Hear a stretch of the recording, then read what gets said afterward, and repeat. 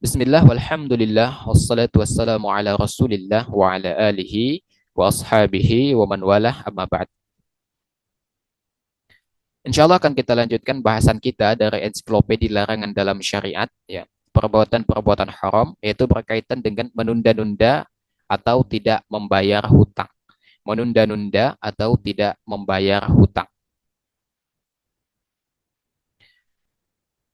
Di sini Syautalayu menukil beberapa dalil berkaitan dengan masalah ini. Akan tetapi kita tentu akan memberikan sedikit pengantar begitu. Nah, ketika kita berbicara tentang hutang, ya ada sebuah narasi yang beredar di masyarakat kita dan ini kadangkala relate ya, sesuai dengan kondisi yang sebenarnya. Yaitu ketika orang itu mau pinjam uang, dia itu ya minjem dengan kondisi yang merendahkan diri serendah-rendahnya.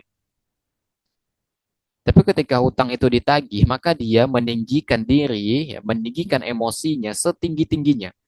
Sehingga kadangkala kalau kita mau nagih hutang itu takut gitu ya. Kalau nggak dipinjemin nggak enak, mau ditagih ya nyakitin hati gitu kan. Dan ini merupakan narasi yang ya kadangkala relate lah dengan kehidupan. Di mana orang yang minjem uang itu lebih garang dari yang minjemin gitu. Dan ini relate banget gitu. Bahkan saking relate-nya kebiasaan berhutang ini, sampai-sampai dijadikan sebagai lahan basah untuk bisnis bagi orang lain. Ya, tentu di sini ya berlaku hukum riba gitu. Karena mereka tidak akan mendapatkan keuntungan kalau tidak memutar modal yang ada ya, dengan riba dan lain sebagainya itu. Misalnya yang mengakomodir hobi berhutang ini seperti pay later begitu ya. Beli dulu, nanti bayar belakangan. Beli bulan ini, bayar bulan depan.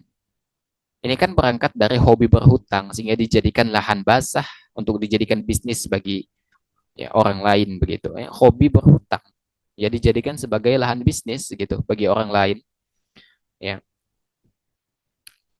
Tentunya di sini umumnya ya mereka melakukan riba begitu untuk memutar bisnis mereka yang seperti ini.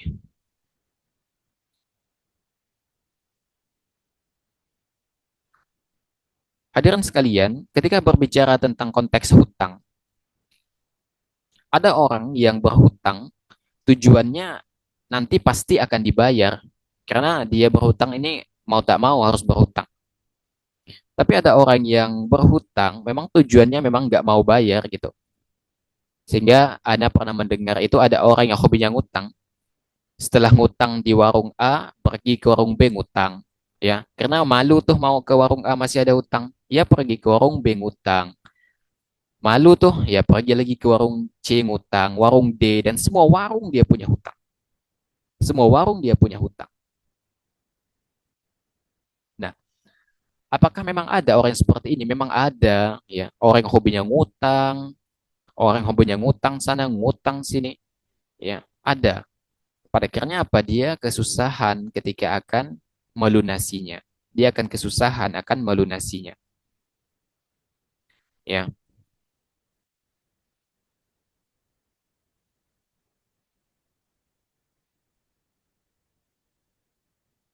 Nah, jadi kalau kita berbicara tentang hutang, ya, yang namanya hutang ini tetap akan menjadi tanggungan seseorang, ya, hutang.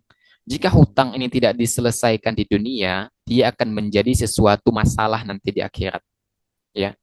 Makanya kalau di dunia kita punya hutang, ya, maka selesaikan cepat-cepat. Karena jika tidak, ini repot nanti di akhirat. Kita mesti membayar hutang itu dengan pahala. Dan ini pasti akan lebih repot lagi daripada kita harus membayar di dunia.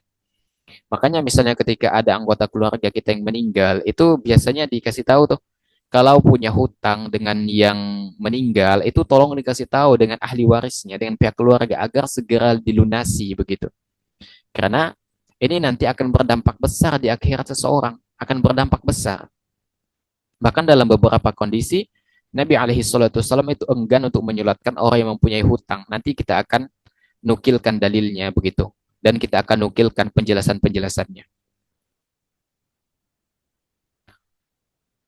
Yang pertama, hadis yang dinukil oleh Syekh Tahlawi, Bahwasanya Nabi alaihi salatu wasallam bersabda, "Yughfaru lisyahidi kullu dhanbin illa ad-dain."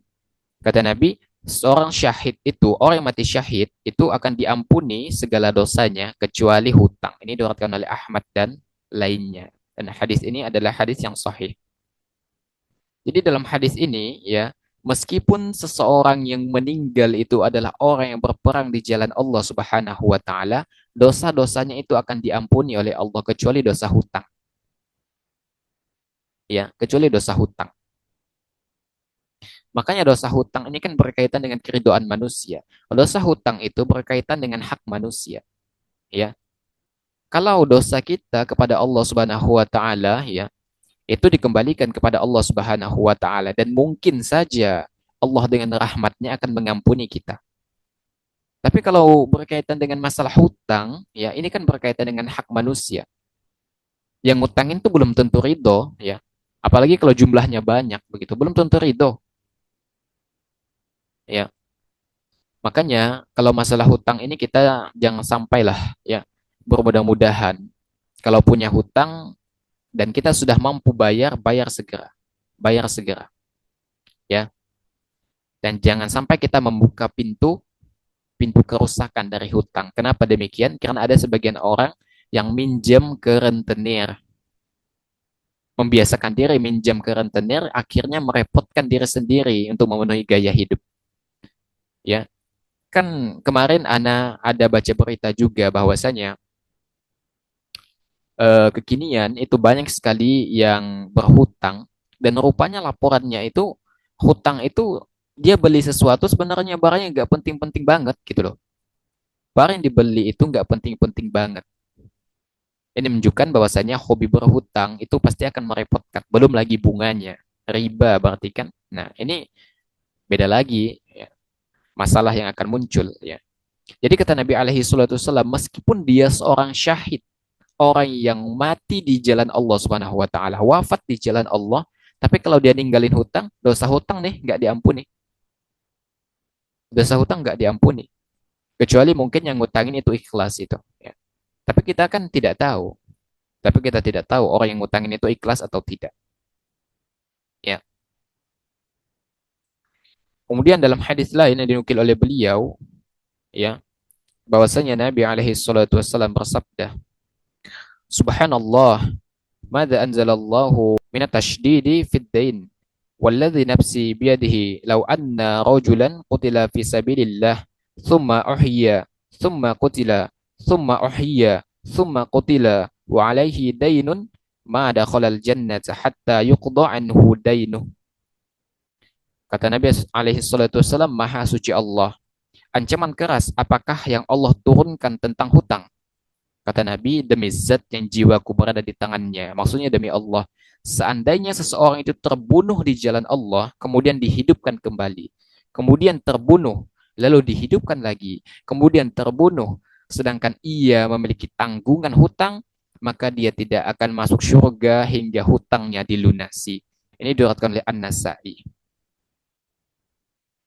Maka kata Nabi alaihi salatu wasallam, ya meskipun dia terbunuh berkali-kali di jalan Allah Azza wa Jal, ya, kemudian dihidupkan kembali, terbunuh lagi, dihidupkan lagi, terbunuh lagi, dan itu semua mati di jalan Allah, itu tidak akan bisa membuatnya masuk ke dalam syurganya Allah sebelum hutangnya dilunasi. Maka orang yang mati syahid akan diampuni oleh Allah, tapi tidak dengan dosa hutang. Ini menunjukkan bahwasannya dosa hutang ini bukan dosa yang bisa dianggap remeh. Dosa hutang ini bukan dosa yang bisa dianggap main-main. Nah, itu adalah sejumlah dalil yang dinukil oleh Syekh Tahlawi di dalam tulisan beliau. Kemudian seperti biasa kita akan nukilkan juga sejumlah dalil lain.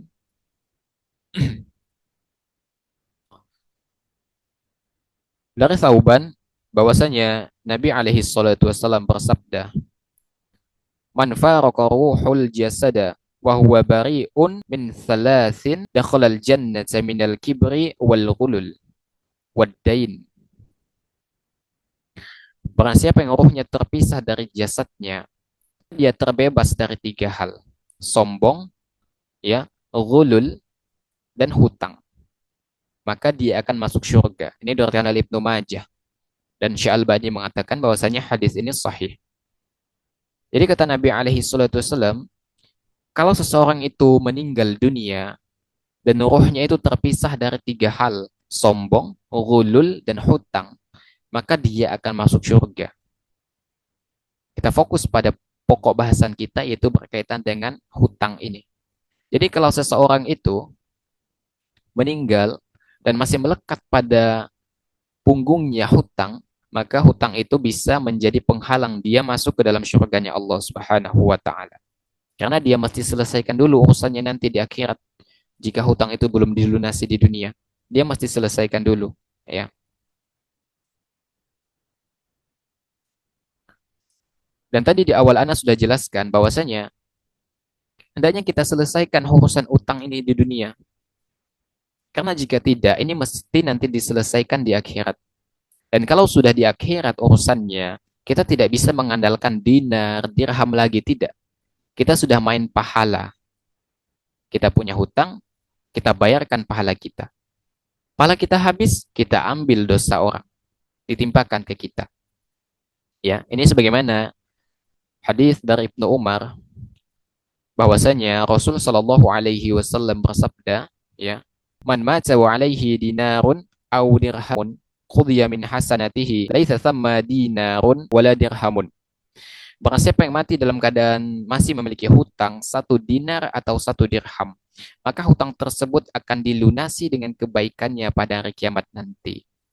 Karena di akhirat ini tidak berlaku lagi dinar atau dirham.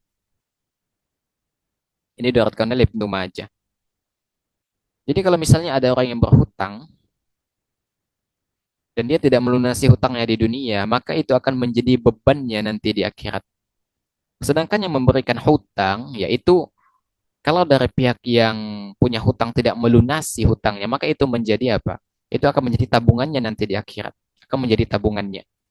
Ya, makanya kalau ada orang yang hobi minjem uang, sebenarnya dia itu numpuk beban nanti di akhirat kalau hutangnya itu nggak dilunasi. Sedangkan yang memberikan pinjaman, ya, maka mereka sejatinya sedang menabung nanti.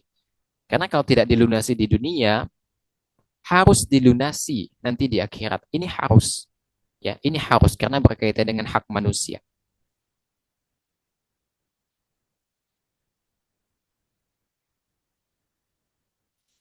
Kemudian ini merupakan hadis dari Abu Hurairah bahwasanya Nabi alaihi salatu wasallam bersabda, "Nafsul mu'mini mu'allaqatun bidainihi hatta yuqda anhu."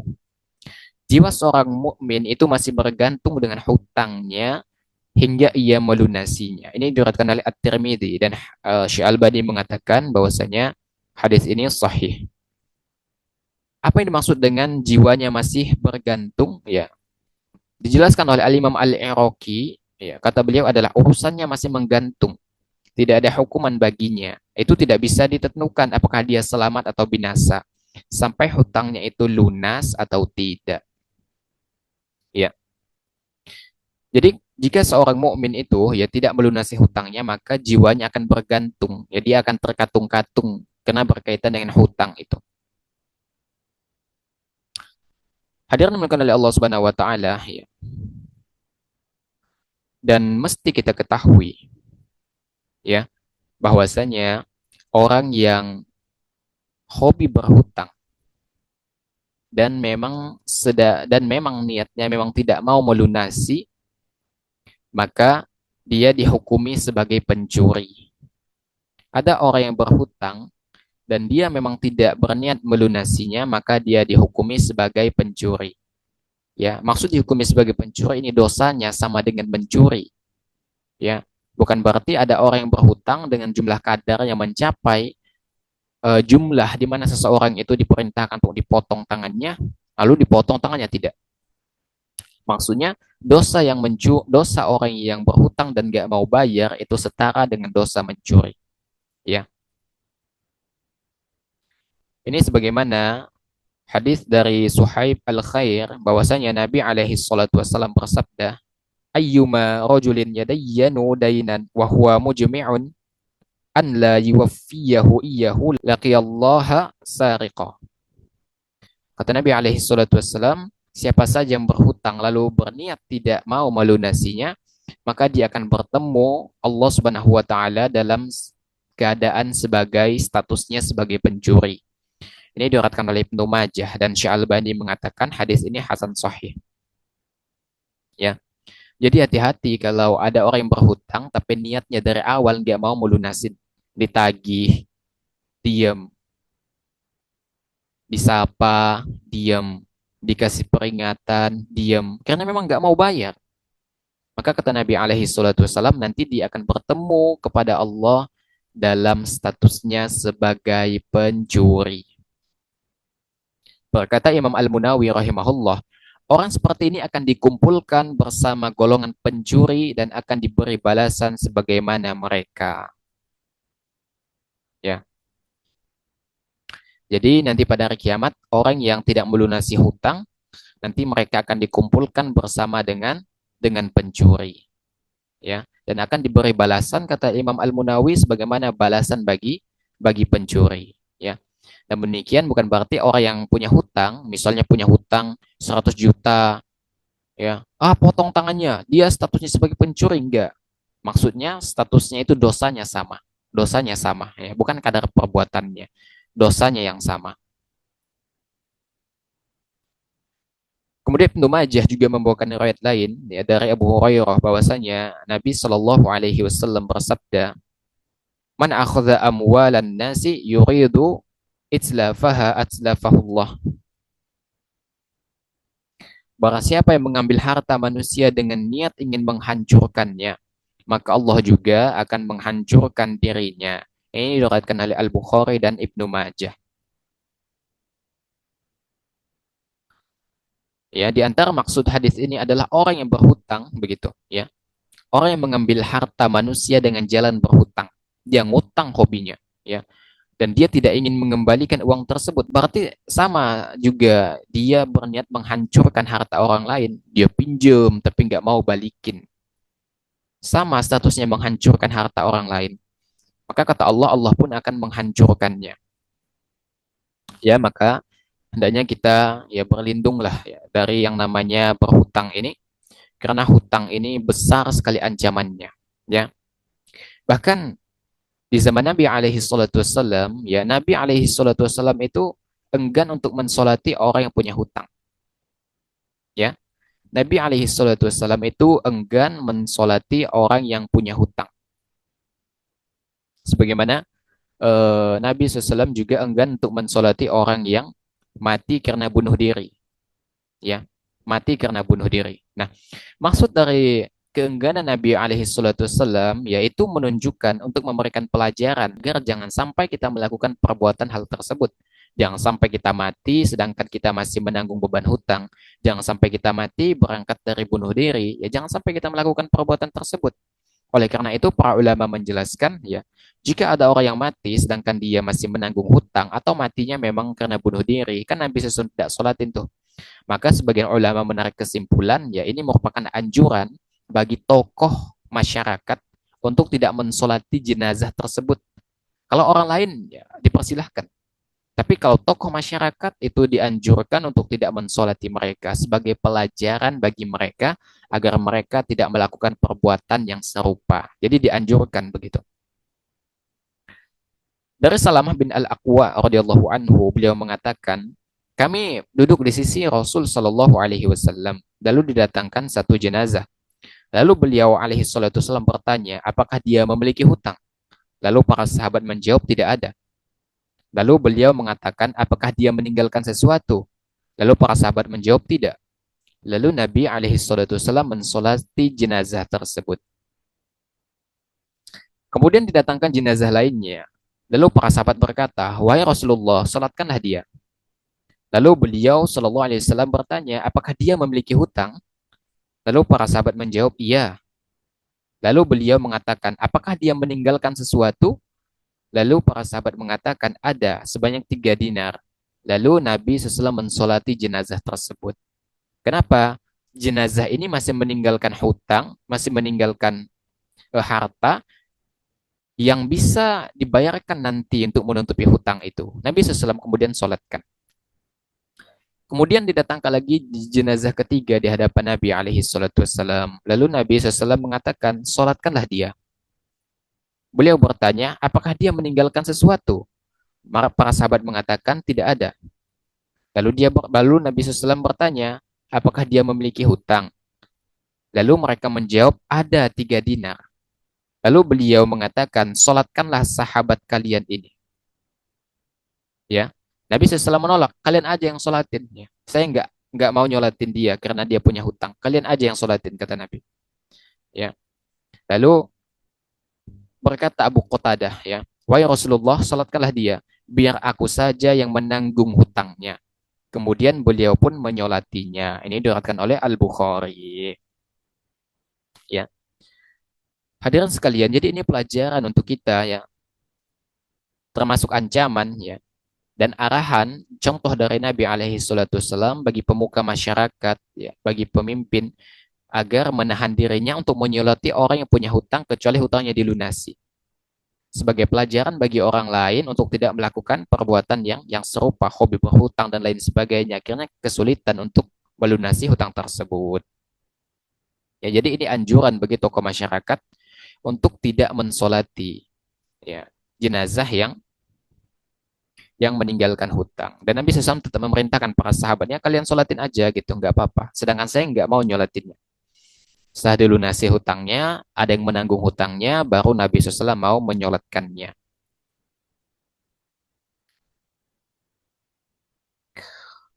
Hadirin yang dimuliakan oleh Allah Subhanahu wa taala, ya. Maka sedari awal ketika kita akan berhutang, ya, maka hendaknya kita menanamkan niat di dalam hati untuk melunasi hutang tersebut. Jangan sampai kita berhutang tapi kita memang tidak berniat untuk melunasinya.